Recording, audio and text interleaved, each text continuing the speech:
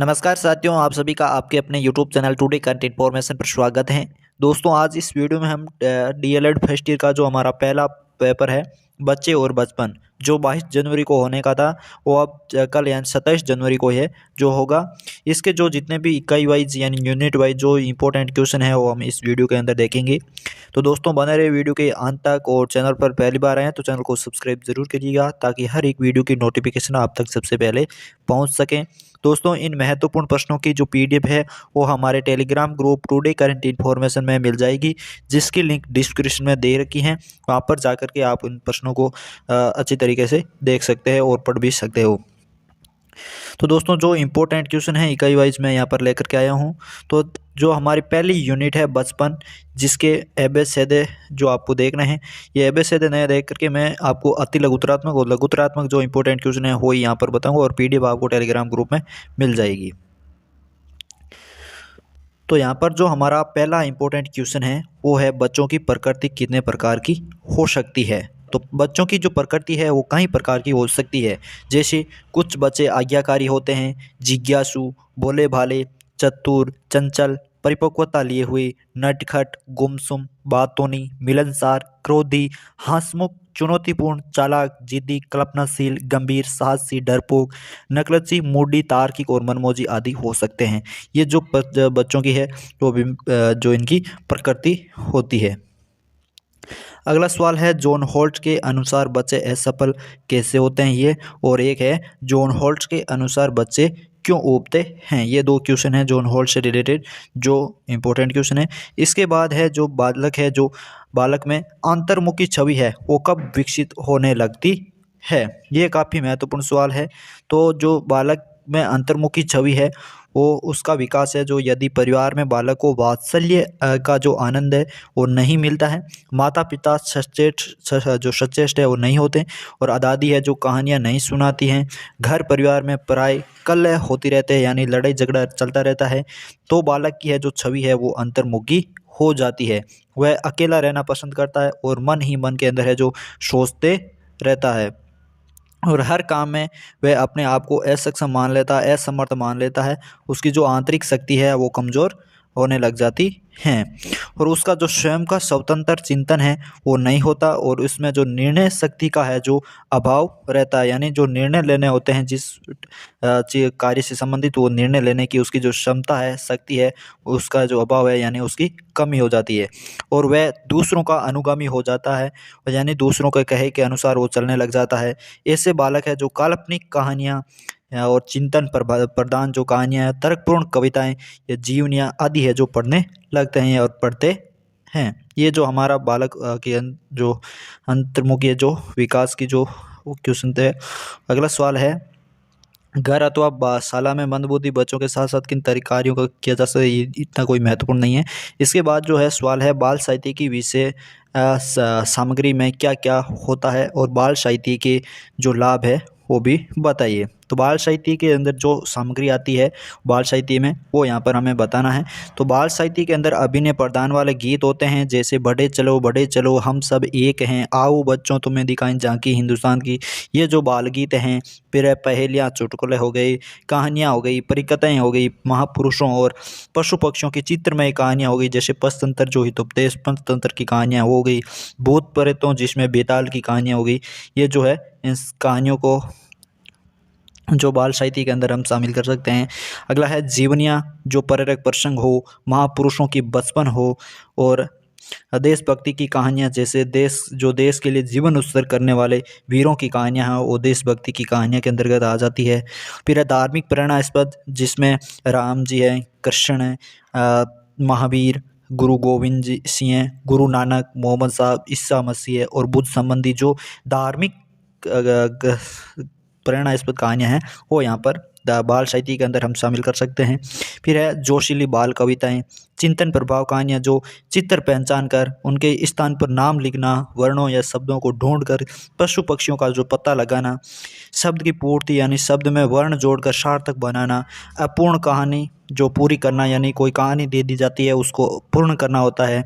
फिर तुक मिलाकर कहानी लंबी करना, किसी कहानी को उसमें अलग अलग शब्द वाक्य जोड़ करके उसको वापस लंबी करना यानी बड़ा करके कहानी बनाना। फिर है बाल साहित्य की जो उपयुक्त विषय सामग्री के संदर्भ में बच्चों जो विचार करें तो बालकों की जो छवि है वो अनेक प्रकार की हो सकती है, और बालक है जो बाल छवि निर्माण में माता पिता परिवार या संगति का जो प्रभाव है वो पड़ता है। पूत के पग पालने की जो दृष्टि से है, पूत की छवि जो बचपन की में ही जो है विकसित होने लगती है, यानी जो छवि है जो बचपन में ही जो विकसित होने लगती है, और बीज अच्छा परिपुष्ट है, उसे खाद पानी समय पर मिलता है और उसकी सुरक्षा बनी रहती है, तो वह पौधा है जो अच्छा विशाल वृक्ष बन जाता है, और बाल छवि भी इसी प्रकार की है। अगला सवाल है बच्चे की छवि के संदर्भ में जो मुख्य बिंदु कौन कौन से हैं, ये क्वेश्चन। और इसके बाद है महात्मा गांधी के बचपन के उदाहरणों से उनके बारे में आप क्या सोचते हैं। काफ़ी महत्वपूर्ण सवाल है। तो महात्मा गांधी बचपन में न तो पढ़ाई में तेज थे और न ही खेल में थे, और वे जो स्वभाव से ही शांत जैपू और एकांत प्रिय थे। औसत दर्जे का जो विद्यार्थी समझे जाने किसी की जो उसे जरा भी फिक्र वो नहीं थी, और लेकिन अपनी जो प्रतिष्ठा थी उसके मामले में वे बड़े ही सतर्क थे, और उन्हें इस प्रकार का गर्व था कि अपने जो शिक्षकों और सहपाठियों में से वे कभी है जो झूठ नहीं बोलते थे, सदैव सत्य है वो बोलते थे, और कभी हिंसा भी नहीं करते थे। इसलिए अहिंसा जो इनका कर्म था। अगला हमारा सवाल है समर हिल की खूबियों का संक्षेप में उल्लेख कीजिए। तो दोस्तों इसकी पीडीएफ आपको टेलीग्राम ग्रुप में मिल जाएगी। जो इंपॉर्टेंट क्वेश्चन है वो हम यहाँ पर देख लेते हैं। समर हिल की खूबियाँ और समर हिल की कमियों से रिलेटिव है जो सवाल पूछा भी जा सकता है। अगला सवाल है यानी समर हिल की कमियों से रिलेटिव ये है, यानी समर हिल को मन मर्जी का स्कूल क्यों कहा जाता है, ये काफ़ी महत्वपूर्ण सवाल है। उसके बाद है समर हिल स्कूल की स्थापना किस मूल सिद्धांत के आधार पर की गई थी, ये सवाल है। इसके बाद है क्या भय से बच्चों में सिखाया जा सकता है, ये इंपॉर्टेंट नहीं है। इसके बाद है बच्चों में असफलता भय ऊबने और भ्रमित होने से आती है, इस कथन के पक्ष में अपना तर्क दीजिए। ये क्वेश्चन 2018 के पेपर में भी पूछा जा चुका है, तो हो सकता है ये क्वेश्चन आपके वापस पूछा भी जा सकता है। इसके बाद हमारी यूनिट नंबर है 2 जिसका है बचपन की संकल्पना। तो यहाँ पर जो हमारे इम्पोर्टेंट क्वेश्चन है जिसमें पहला सवाल हो जाएगा हमारा शिक्षा के अधिकार विषय में आप क्या जानते हो। शिक्षा के अधिकार विषय के में आप क्या जानते हैं। तो 6 से जो 14 वर्ष के बीच की जो आयु के सभी बच्चों को निःशुल्क एवं अनिवार्य शिक्षा का अधिकार है, और यह 86वें संविधान संशोधन अधिनियम में हाल ही में समाविष्ट अनुच्छेद 21 के तहत है जो आरंभ है जो किया गया। एक वो यहाँ पर है संयुक्त राष्ट्र बाल अधिकार संधि पत्र जो 1999 के अंदर कौन से प्रमुख भाग हैं। तो इसमें जीवन का अधिकार है, विकास का अधिकार है, संरक्षण का अधिकार और सहभागिता का अधिकार, ये जो प्रमुख अधिकार दिए गए हैं। इसके बाद हमारा अगला सवाल है अनिवार्य एवं निःशुल्क बाल शिक्षा अधिकार राजस्थान में कब लागू हुआ। तो ये हुआ है अप्रैल 2010 से। और अगला सवाल है काफ़ी महत्वपूर्ण सवाल है 86वें संविधान संशोधन को किसने प्रोत्साहित तो जो किया है। तो 86वां जो संविधान संशोधन है वो 2 समितियों की सिफारिशों का जो परिणाम था। एक तो थी शिक्षा आयोग और दूसरी थी सेकिया समिति। 1986 की शिक्षा नीति के पुनरावलोकन पर 1990 में राम मूर्ति समिति की रिपोर्ट में शिक्षा के अधिकार को एक मूल अधिकार के रूप में पहचान मिली, और शिक्षा का अधिकार लागू करने की जन आकांक्षाओं के परिणाम स्वरूप बहुत सी सरकारों ने इसे मूल अधिकार बनाने हेतु संवैधानिक संशोधन लाने की दिशा में कार्य किया, जिसने दिसंबर 2002 में 86वें संविधान संशोधन का जो रूप लिया था। अगला हमारा सवाल है किसी मुसीबत में फंसे बच्चों की जानकारी के लिए। तो यहाँ पर चाइल्ड हेल्पलाइन है वो 1098 नंबर पर कॉल करके है जो चाइल्ड हेल्पलाइन ली जा सकती है।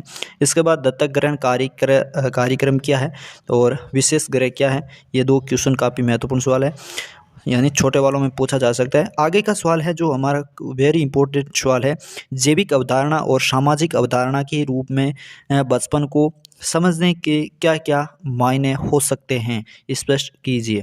तो जैविक अवधारणा में बच्चों को मात्र एक जैविक प्राणी के रूप में मान्यता दी जाती है, और जिसका अलग से कोई व्यक्तित्व या महत्व है जो नहीं होता है, और न ही उसे है जो गंभीरता से है लिया जाता है, और वह अन्य प्राणियों के समान है और जिसकी कोई सोच नहीं होती। लेकिन वर्तमान में जो जैविक अवधारणा है वो सामाजिक अवधारणा में तब्दील हो रही है, जिसमें बच्चा केवल जैविक छोटा प्राणी ही नहीं, उसका अलग व्यक्तित्व एवं महत्व भी है।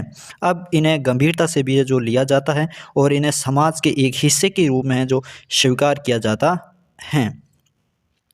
अगला सवाल है, बाल अधिकारों की संकल्पना के विकास की ये आज के परिदृश्य क्यों आवश्यकता पड़ती है, विवेचना कीजिए। और अथवा में है, संयुक्त राष्ट्र संघ की द्वारा दी गई बाल अधिकार अवधारणा को स्पष्ट कीजिए। फिर हमारा अगला सवाल है, प्रमुख बाल अधिकार क्या है, लिखिए। और सरकार द्वारा बाल बच्चों के लिए जो बनाए गए बुनियादी अधिकारों की है जो विवेचना कीजिए। यह महत्वपूर्ण सवाल है। तो यहाँ पर ये सवाल 2016, 17 और 21 के पेपर में भी पूछा जा चुका है। प्रमुख बाल अधिकार क्या, तो प्रमुख बाल अधिकार हो जाएंगे जन्म लेने का अधिकार, जीवित रहने और संरक्षण पाने का अधिकार और शिक्षा का अधिकार। फिर है हमारा अगला सवाल जो है, भारत में के जो संविधान में जो बच्चों की किन किन मुख्य अधिकारों को है जो सम्मिलित है वो किया गया है भारत के संविधान में, बाल अधिकार। और फिर है RT 2009 जो अधिनियम था उसका क्या अभिप्राय है और भारत में इसकी भारत के लिए जो इसकी क्या सार्थकता है, ये भी महत्वपूर्ण सवाल है। और इसके बाद जो हमारा सवाल है वो है काफ़ी महत्वपूर्ण सवाल है, निःशुल्क और अनिवार्य बाल शिक्षा का अधिकार अधिनियम 2009 में बच्चों को कौन कौन से अधिकार है जो प्रदान किए गए थे। तो यहाँ पर हमारा सवाल ये हो जाएगा। इसके बाद अगला सवाल है हमारा, निःशुल्क और अनिवार्य बाल शिक्षा का अधिकार अधिनियम 2009 में बाल अधिकारों के संरक्षण के लिए कौन कौन से हैं जो प्रावधान किए गए हैं, यह भी महत्वपूर्ण सवाल है। इसके अतिरिक्त जो इम्पोर्टेंट सवाल है वो है, निःशुल्क और जो अनिवार्य बाल शिक्षा का अधिकार अधिनियम 2009 के अंतर्गत है जो विद्यालय के जो दायित्व है वो लिखो। ये जो महत्वपूर्ण सवाल है। तो यहाँ पर जो विद्यालय के दायित्व है वो हमें बताना है। 2009 का जो अधिनियम है उसके अंदर बाल शिक्षा का अधिकार का नियम के अंदर जो विद्यालय के दायित्व हैं वो हमें बताने हैं। फिर इसके बाद है जो निःशुल्क और अनिवार्य बाल शिक्षा अधिकार अधिनियम 2009 के अंतर्गत शिक्षक के दायित्व है। ये जो क्वेश्चन माता पिता के बीच जो कर्तव्य है वो यहाँ पर पूछा जा सकता है। तो यहाँ पर जो अधिकतर सवाल है बाल साहित्य जो अधिनियम 2009 से रिलेटिव एक क्वेश्चन है जो पेपर के अंदर पूछा जाएगा। इन 3 क्वेश्चनों में से एक ही क्वेश्चन है जो आपके रिपीट हो सकता है, तो इन क्वेश्चनों को जरूर देखिएगा। अगला सवाल है, भारत में राष्ट्रीय बाल अधिकार संरक्षण आयोग की स्थापना कब और कैसे हुई, संक्षिप्त में जो परिचय है वो भी दीजिए। अगला सवाल है हमारा महत्वपूर्ण सवाल है, वो है राज्य सरकार द्वारा बाल अधिकारों के संरक्षण हेतु किए गए प्रयासों का जो है वर्णन कीजिए। और अथवा के अंदर है, राजस्थान राज्य में बाल संरक्षण से संबंधित संस्थाओं की जानकारी देकर उनके कार्य बताइए। ये सवाल है। और इसके बाद हमारा सवाल है, बाल संरक्षण में बच्चों की प्राथमिकता, ये कोई इतना इम्पोर्टेंट सवाल है नहीं। इसके बाद है, राजस्थान बाल अधिकार संरक्षण के गठन के क्या उद्देश्य हैं, ये महत्वपूर्ण सवाल है। राजस्थान बाल अधिकार संरक्षण के जो गठन के क्या उद्देश्य हैं, उद्देश्य बताने हैं। फिर है हमारी यूनिट नंबर 3 जो है बाल विकास के परिप्रेक्ष्य, बाल विकास के परिप्रेक्ष्य, जिसमें पहला सवाल है, निम्न में से किसके अनुसार विकास परिवर्तन श्रृंखला की वह अवस्था है जिसमें बच्चा भ्रूण अवस्था से लेकर प्रौढ़ अवस्था तक गुजरता है, ये विकास कहलाता है। तो ये जो परिभाषा है, कथन है, वो किसका है, तो ये है जेम्स ड्रेवर का। ये फिर हो गए जो वस्तुनिष्ठ क्वेश्चन है। इसके बाद जो हमारा सवाल है वो है, बाल विकास की अवधारणा में क्रमबद्ध पद को समझाइए। तो विकास को स्पष्ट करने के लिए 3 पदों का है जो महत्व है, एक तो प्रगतिशील, दूसरा क्रमबद्ध और तीसरा है सुसंबद्ध।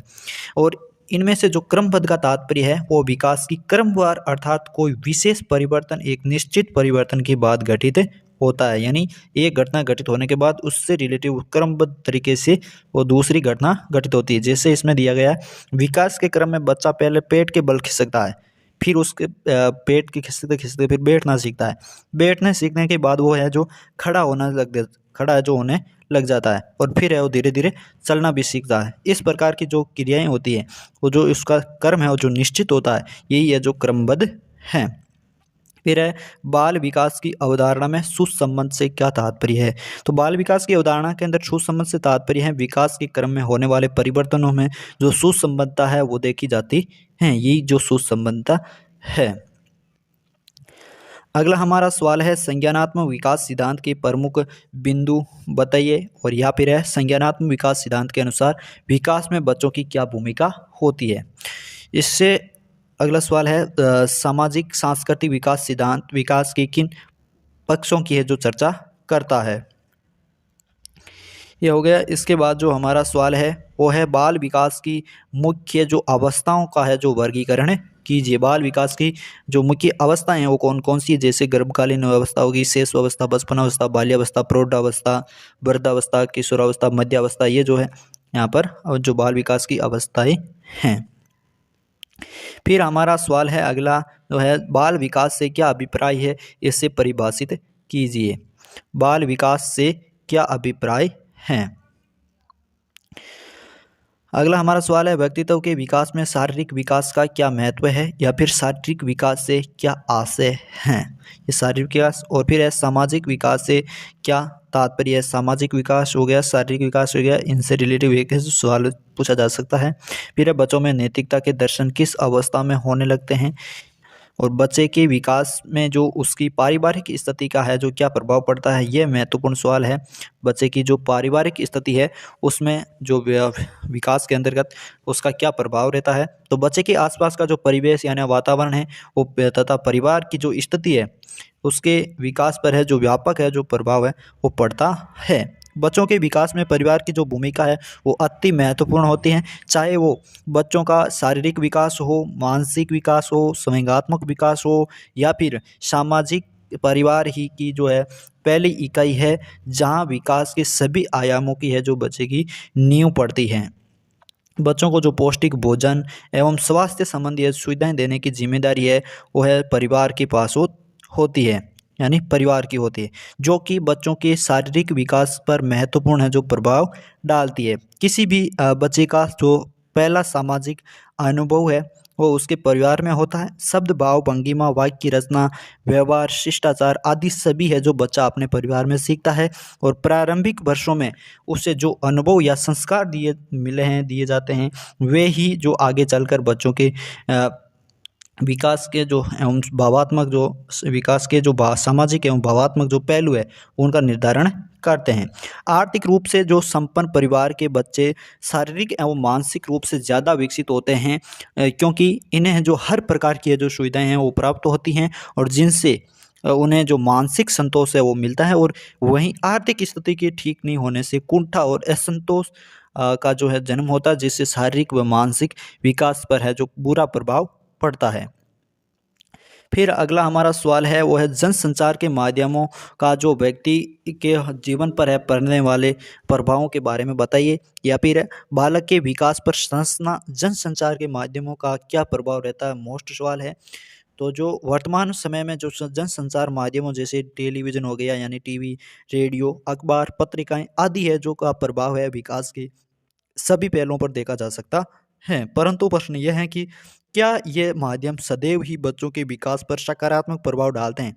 अगर देखा जाए तो जनसंचार के माध्यम ये जो माध्यम है वो बच्चों के विकास पर सकारात्मक एवं नकारात्मक दोनों ही तरह के जो प्रभाव है वो डालते हैं। उदाहरण के तौर पर टेलीविज़न पर अनेक प्रकार के जो कार्यक्रम है वो प्रसारित किए जाते हैं, जैसे मनोरंजक जो कार्यक्रम हो गए, सूचना एवं ज्ञान आधारित कार्यक्रम हो गए, सामाजिक अच्छाइयों तथा बुराइयों पर आधारित कार्यक्रम हो गए, धार्मिक एवं सांस्कृतिक कार्यक्रम हो गए, आदि है जो कार्यक्रम होते हैं। और जहाँ एक और इन कार्यक्रमों के माध्यम से बच्चों के की जो अपने तथा अपने आसपास की जो चीज़ों के प्रति समझ बढ़ती है, वहीं दूसरी ओर कभी कभी ये कार्यक्रम जो उन्हें संकीर्णता की ओर भी ले जाते हैं। इसलिए ये आवश्यक है कि बच्चों के विकास में जनसंचार माध्यमों का प्रयोग न्याय संगत रूप से किया जाना चाहिए। अगला वेरी मोस्ट सवाल है फ़ोन जो मोबाइल फ़ोन का जो बच्चों के व्यक्तित्व पर क्या प्रभाव पड़ता है, और मोबाइल फ़ोन के अत्यधिक प्रयोग ने बच्चों पर क्या नकारात्मक प्रभाव डाला है, इसकी विवेचना है वो कीजिए। वेरी मोस्ट सवाल है मोबाइल फ़ोन का जो उपयोग करने वाले लोगों की जो संख्या है वो लगातार बढ़ती जा रही हैं। कुछ समय पूर्व है जो मोबाइल फ़ोन का जो उपयोग केवल बातचीत करने या शब्द संदेश भेजने के लिए किया जाता था, परंतु आजकल के समय में जो मोबाइल है वो फ़ोन स्थान पर स्मार्टफ़ोन का चलन हो गया। और मोबाइल फ़ोन आज के समय में ही जो शहर ही नहीं ग्रामीण क्षेत्रों में भी बच्चों, युवाओं और बुजुर्गों के जीवन का अभिन्न अंग बन चुका है। आजकल बच्चों के हाथों में सुबह से लेकर के रात तक है, हर समय घर हो या बाहर, पैदल चल रहे हो या बाइक पर, मोबाइल ही नज़र आता है। पैसा और समय की चिंता किए बिना ये लोग मोबाइल का जो उपयोग गेम खेलने, इंटरनेट चलाने, सोशल नेटवर्किंग साइट का प्रयोग करने, संगीत सुनने और फिल्म देखने के लिए करते हैं। आज मोबाइल बच्चों का जो स्टाइल और स्टेटस सिंबल बन गया है। अगला सवाल है, बालक के विकास में आनुवंशिकता एवं परिवेश के प्रभाव को समझाइए। तो दोस्तों ये इंपॉर्टेंट सवाल थे। इसके अतिरिक्त जितनी भी यूनिट्स के आपको पीडीएफ है वो टेलीग्राम ग्रुप में मिल जाएगी। तो कैसा लगा वीडियो कमेंट करके ज़रूर बताइएगा और इस वीडियो को अपने दोस्तों तक भी शेयर ज़रूर कीजिएगा ताकि वो भी इनके प्रश्नों के बारे में जान सकें और अपने पेपर को अच्छी तरीके से दे सकें। तो मिलते हैं ऐसे ही और प्रश्नों के साथ, तब तक के लिए धन्यवाद। जय हिंद, जय भारत।